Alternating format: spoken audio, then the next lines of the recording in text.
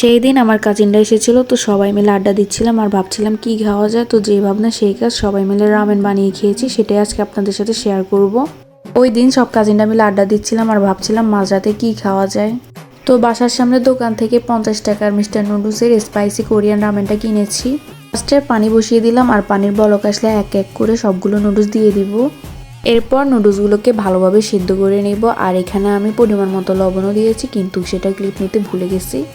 নুডলসের মধ্যে যে সসের প্যাকেটটা ছিল, এখন সেই সসগুলো একটা একটা করে দিয়ে দিব। আর এই সসটাই হচ্ছে এই রামেনের আসল স্বাদ আনে। এইখানে সসগুলো দেওয়ার সাথে সাথে রামেনের লুকটাই চেঞ্জ হয়ে গিয়েছে, দেখে তো মনে হচ্ছে অনেক স্পাইসি হবে। এই তো রামেন রান্না ফুল কমপ্লিট। এরপর সবার জন্য একটা একটা করে ডিম পোস্ট করে নিয়েছি। এখন আবার সবগুলো বাটি একটু ডেকোরেশন করে নিব। এই যে আমি সিম্পলের মধ্যে বাটিগুলো ডেকোরেশন করে নিয়েছি, এখন সবাই মিলে খাবো। আর যারা স্পাইসি লাভার আছেন তারা একবার হলেও এই রামেনটা ট্রাই করে দেখবেন। আর কার কোন ফ্লেভারের রামেনটা বেশি ভালো লাগে অবশ্যই কমেন্ট করে জানাবেন।